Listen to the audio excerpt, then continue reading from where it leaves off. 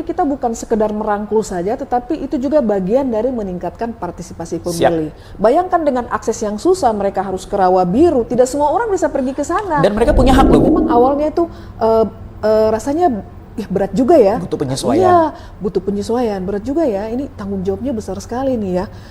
Kita ini masalahnya mau menjalankan ruang-ruang itu kan ada gitu.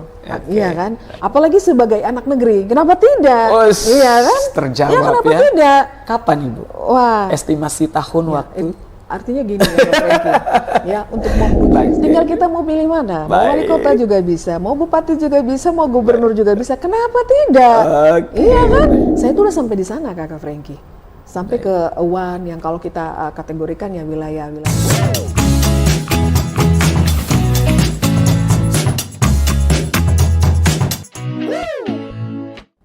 Kembali lagi podcast RRI Merauke. Kami dari Galeri Tri Prasetya RRI, di sebelah kiri saya Ketua KPU Provinsi Papua Selatan, mantan karyawan Bank Internasional, mantan pegawai Kejaksaan Manokwari, dan seorang advokat atau pengacara yang saat ini belum digunakan profesinya karena masih fokus menjadi Ketua KPU ya Bu ya. Baik. Ibu luar biasa, Ibu menjabat di 2018 sampai 2024 menjadi Ketua KPU Kabupaten Merauke, Ibu. Momen apa yang paling Ibu ingat?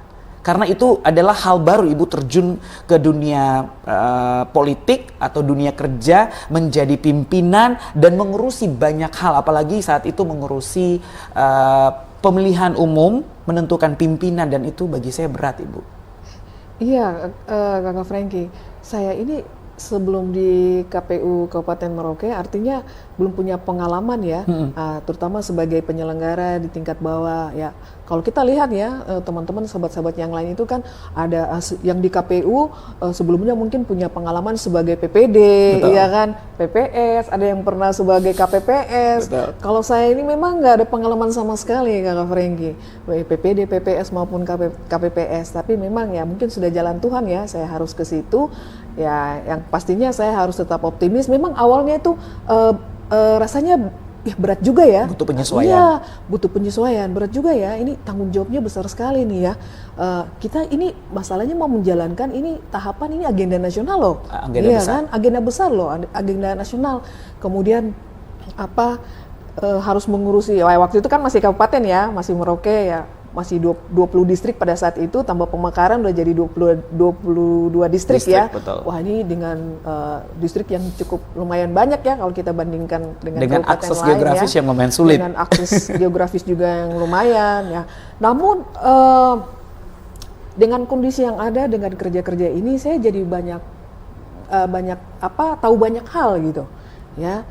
Jadi bukan hanya sekedar pekerjaan-pekerjaan atau tahapan yang berkaitan dengan pemilu, tetapi juga hal-hal lain juga dapat saya lihat dan temui di lapangan. Ya, karena kita kan ini kabupaten ya, jadi kerja-kerja kita urusannya tuh selalu ke distrik, iya kan. Nah, kampung-kampung gitu ya. Ya, kampung-kampung ya. Kebetulan juga saya ini kan Kowilnya distrik yang paling jauh kan, Awan, Kimam. Nah sekarang distrik Pemekarannya kan ada Padua, Kontuar. Saya tuh udah sampai di sana, Kakak Frankie. Sampai ke Awan yang kalau kita kategorikan ya wilayah 3T ya, yang terjauh, terdepan, terisolir. Nah ini yang memang fokus saya di situ ya, untuk turun ke sana. Nah banyak yang saya lihat di sana, Kakak Frankie ya, atau tidak mungkin distrik-distrik atau wilayah perbatasan. Ya, karena memang di daerah kita ini ya, Kabupaten Merauke ini juga kan ada wilayah yang berbatasan langsung dengan Papua New Guinea. Nah, contohnya di Yakiu. Nah, ini saya pernah turun ke sana, ternyata saya temui di sana, ya masyarakat di sana mereka itu dari pemilu ketika akan ke TPS itu kan harus memilihnya itu di Rawa Biru. Dan dari Yakiu ke Rawa Biru jauh, Kakak Frankie. Geografis yang sulit. Benar, harus menggunakan ketinting. Oh ya, dengan waktu tempuh kurang lebih ya 2,5 jam lebih. Ya, saya sudah ke sana Kakak Frankie ya, duduk di Ketinting, bayangkan ya Kakak Frankie, Ketinting itu kita nggak bisa duduk satu gaya saja pulang perginya. Nah itu baliknya sudah nggak bisa berdiri dari Ketinting Kakak Frankie, pegal semua badan ya. Baik. Nah, kaku di atas. Ya kaku Ketinting. di atas. Nah sampai di Yakyu ternyata di sana juga banyak juga ya kepala keluarga di sana, ada sekitar mungkin 50 kakak ya. Nah setelah kita pergi ke sana. Itu dalam rangka 17 Agustus saya ingat waktu itu ada kegiatan di sana. Ternyata mereka di sana ada sekitar 50-an kakak di sana. Nah, kemudian mereka menyampaikan unek-unek mereka bahwa mereka ini juga mau memilih, hanya saja harus ke Rawa Biru, jauh ya, harus menggunakan Ketinting, BBM-nya mahal dan tidak semua bisa pergi ke sana untuk memilih, apalagi orang tua kan. Kalaupun mereka bisa menggunakan darat, itu juga jarak tempuhnya juga jauh kan Kakak Frankie. Akhirnya dengan melihat kondisi yang ada, kita kemudian KPU Kabupaten memutuskan untuk menaruh satu TPS di Yakyu RT 3 yang merupakan bagian dari Kampung Rawa Biru. Meskipun jumlah pemilihnya tidak sebenarnya banyak, jumlah pemilihnya setiap TPS itu belum, berapa? Ya minimal 300 ya, kalau pemilu ya 300. Walaupun jumlah pemilihnya belum memenuhi, tetapi kan kita lihat dari akses, dari kondisi geografisnya. Nah akhirnya kita tempatkan satu TPS di sana dan puji Tuhan Kakak Frankie kemarin ya, walaupun saya sudah di provinsi, laporan dari kabupaten, kemarin pemilu serentak TPS-nya 14 masih tetap Februari, ada Bu ya? TPS di sana sudah ada dan masyarakat di sana yang telah memenuhi syarat sebagai pemilih, mereka semua bisa memilih di Artinya TPS. Tuh bagian dari kita merangkul ya Bu masyarakat. Mereka mau memilih, tetapi kalau dari penyelenggara pemilu tidak memberikan fasilitas, apa daya Bu ya? Iya, jadi Kakak Frankie kita bukan sekedar merangkul saja, tetapi itu juga bagian dari meningkatkan partisipasi pemilih. Bayangkan dengan akses yang susah, mereka harus ke Rawa Biru, tidak semua orang bisa pergi ke sana. Dan mereka punya hak loh Bu? Iya, dan betul, punya hak. Punya nah, hak. ketika kita KPU taruh satu TPS di situ, akhirnya semua bisa memilih ke situ. Orang tua bisa memilih di situ. Mereka tidak susah lagi, terkendala lagi harus ke Rawa Biru. Nah, dan memang 100% mereka di situ memilih, ternyata puji Tuhan Kakak Frankie. Baik, dan itu menjadi sebuah rasa bangga juga ya. Artinya KPU pun juga bisa menjangkau sampai ke daerah-daerah yang berbatasan dengan negara tetangga seperti Kampung Yakyu. Ada kampung lain lagi Bu? Ada. Jadi selain Yakyu itu ada beberapa titik, misalnya di Wan.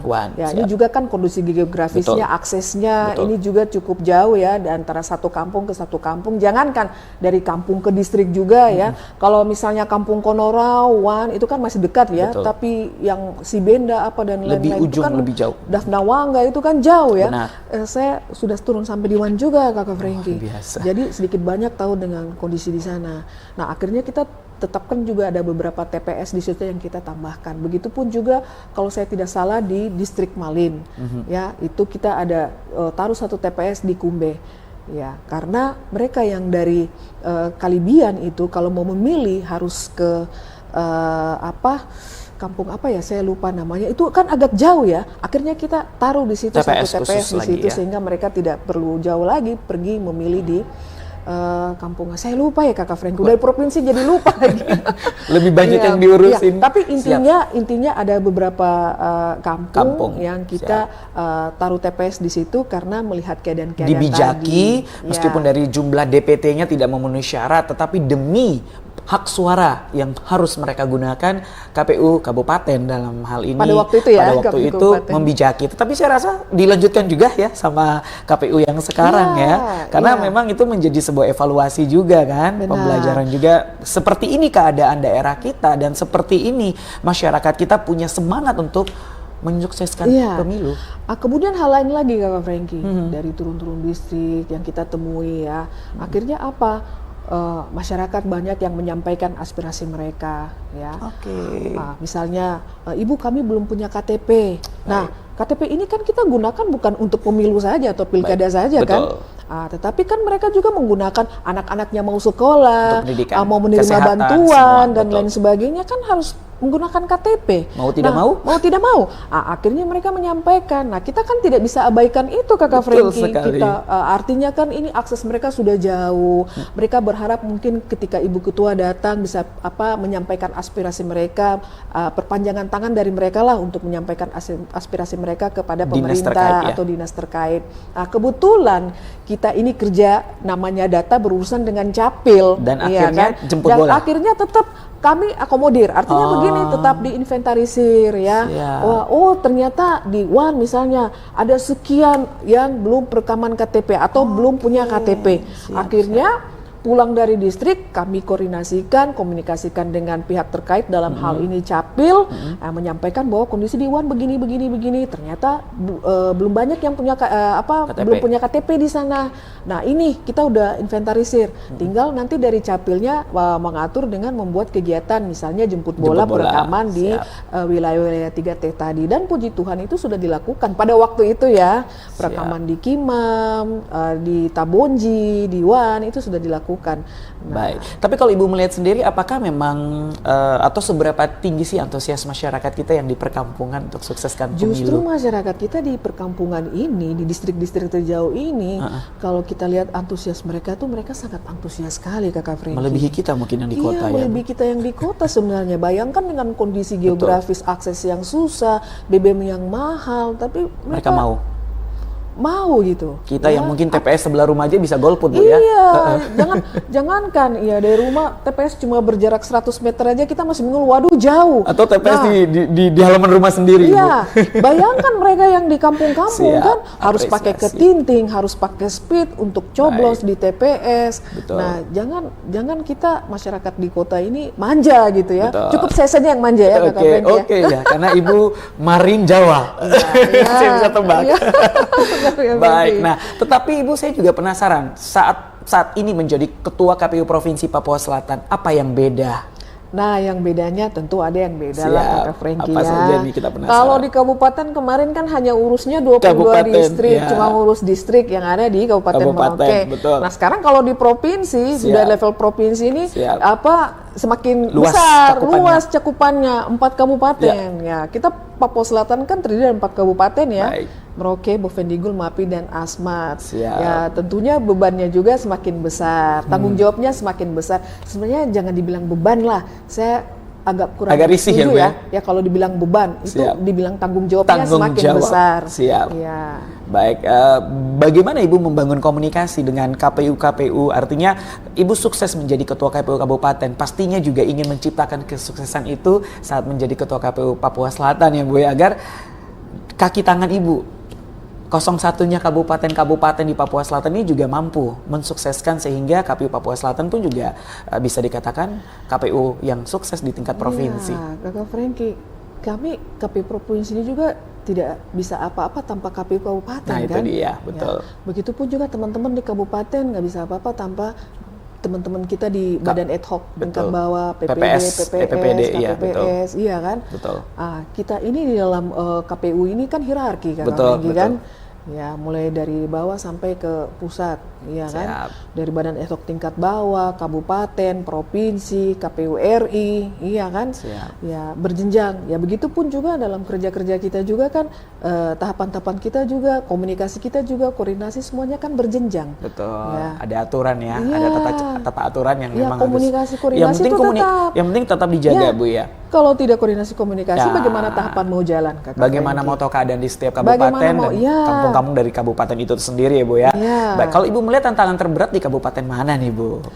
Ya, masing-masing kabupaten ini punya karakteristik beda-beda ya. Beda-beda ya.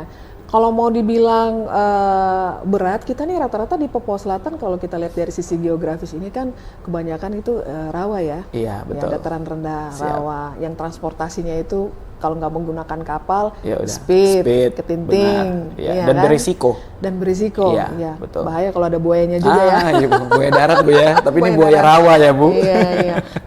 Tapi sekarang kalau ini mau ke rawa nggak perlu takut Kakak Franky, buayanya sudah nggak ada. Oh, sudah nggak ada. Sudah pada lari ke darat. Sudah pada lari ke darat. Waduh, Ibu kok saya merasa Ibu ya. Baik.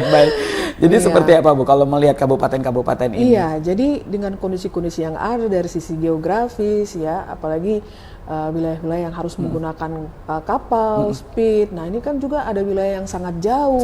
Ya. Contohnya kalau di Merauke kan kayak Distrik Wan, Kontuar. Wah, itu sudah sampai ya mainnya kita di Laut Arafura ya. Di Asmat misalnya, Distrik Korowai, Kombay, itu kan jauh. Memang saya belum sampai di sana sih. Di Asmat saya baru sampai ke Distrik Akad, di Distrik Atsi, Sawa baru sampai di situ. Sawa Erma ya. sampai di situ. Artinya belum tapi cukup. tetap akan turun ke sana. Akan turun sampai lagi tahapan pilkada masih berjalan Ibu ya. Tapi kalau dari partisipasi pemilihnya, partisipasi pemilih dalam menciptakan pemilu yang sukses, yang aman, yang damai. Kita Papua Selatan kemarin tinggi loh. Oke. Partisipasi pemilihnya melebihi standar nasional loh. Wis, luar Harus biasa. apresiasi Papua Selatan. Pemilu kemarin juga satu lagi Kakak Franky. Kita ini Papua Selatan sudah melakukan penetapan calon ya. Betul. Lebih dulu. Lebih Penetapan perolehan kursi dengan calon lebih dulu. Karena apa? Memang kemarin itu setelah pasca pemungutan itu kan ada sengketa ya. Sengketa di beberapa Mahkamah kabupaten. Konstitusi. Ya. Ya, di beberapa kabupaten ada 7 perkara yang terdaftar ya, yang terregistrasi di MK, 4 dinyatakan dismisal, 3 dilanjutkan, namun 3 ini sudah melalui proses sidang dan sudah diputuskan oleh MK kemarin, ya, ditolak seluruh permohonan pemohon sehingga oleh KPU RI kami Papua Selatan diminta untuk segera melakukan penetapan perolehan kursi dan penetapan calon terpilih baik itu DPRD kabupaten maupun DPRD provinsi, dan kita udah clear Kakak Franky. Ya, kalau kita mau bandingkan dengan rekan-rekan kita ya, artinya di KPU yang lain ya, ini mereka masih proses melaksanakan putusan akhir MK. Jadi ada yang melaksanakan pemungutan suara ulang, penghitungan suara ulang, rekapitulasi ulang. Jadi masih berproses sampai hari ini Kakak Franky. Nah, untuk kita Papua Selatan ini kita clear Kakak Franky. Nah, ini juga apresiasi. Nah, sehingga pada kesempatan ini juga Kakak Franky, saya juga mau menyampaikan terima kasih nih. Ya, apresiasi, terima kasih yang sebesar-besarnya kepada pemerintah daerah, baik kabupaten maupun provinsi yang telah mendukung, memfasilitasi kami selama pelaksanaan penyelenggaraan pemilu serentak kemarin 14 Februari, sehingga semua ini bisa berjalan aman ya, lancar, sukses ya. Dan menjaga kebanggaan penyelenggara dan kita juga ya, yang ada di Papua Selatan. Jadi bukan kami saja penyelenggara yang bangga, pastinya kita semua yang ada sangat di bangga, Papua Selatan. Nah, demikian juga dengan pilkada ini kita juga berharap demikian kan, bisa dipertahankan Ibu ya. Baik, nah kita masuk dalam tahapan pilkada Ibu. Mungkin saat ini kan lagi coklit ya Bu ya, pencocokan dan penelitian data ya. Dan rekan-rekan dari Pantarli ya, petugas pemutahiran data ini sedang mengambil data. Nah, bagaimana Ibu bisa mengontrol atau mengawasi melalui setiap kabupaten-kabupaten ini agar pemutahiran data ini benar-benar maksimal? Karena kalau berbicara data, DPT ini juga bisa berubah dari bulan ke bulan, dari waktu ke waktu kan. Ada yang berpindah, ada yang baru datang, ataupun juga ada yang meninggal dan sebagainya. Ada yang umurnya baru mencukupi persyaratan sebagai daftar pemilih. Ini seperti apa Ibu? Iya, jadi Kakak Franky memang benar ya. Saat ini KPU sedang menyelenggarakan tahapan pemutahiran data pemilih, dan ada tahapan lain juga yang juga jalan bersamaan, misalnya pencalonan ya. Betul. Nah, namun kita fokusnya ini di pemutahiran data pemilih ya, data pemilih.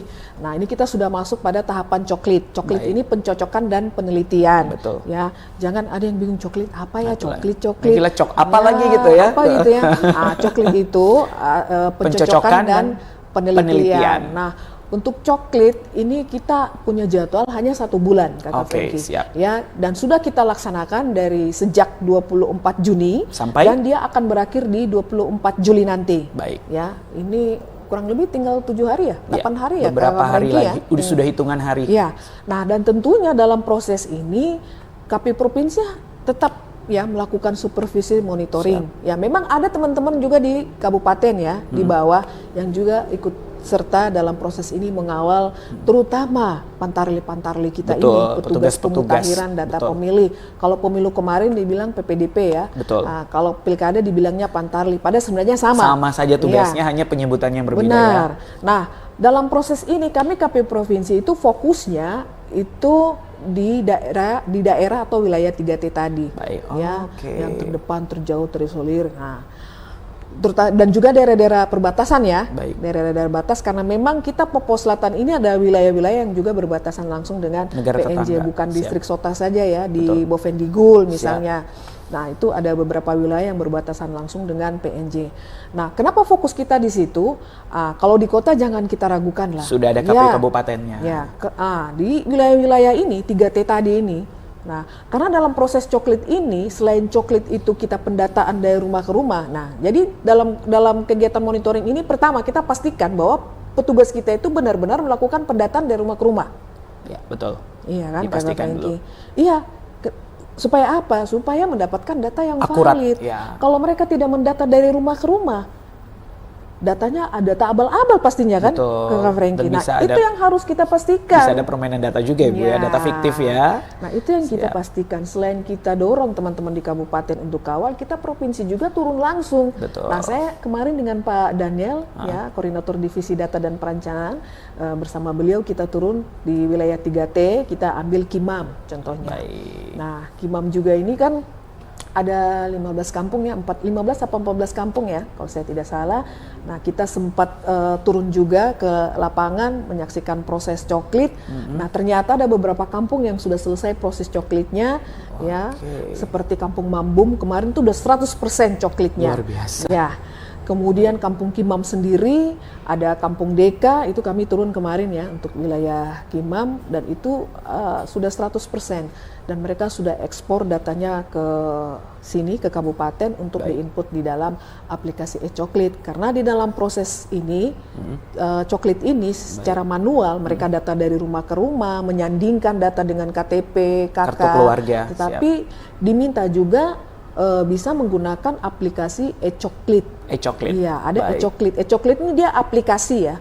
Kalau aplikasi berarti itu membutuhkan jaringan internet. Betul. Nah, kita diminta oleh KPU RI kesadaran untuk masyarakat menggunakan ya. Aplikasi e-coklit. Cuma kan wilayah kita di Papua Selatan ini kan belum semuanya itu ada jaringan internet, Kakak Frank. Ya, misalnya di Kimam, di Wan. Nah, ini jaringan internetnya hanya paling banter tuh ada di distrik.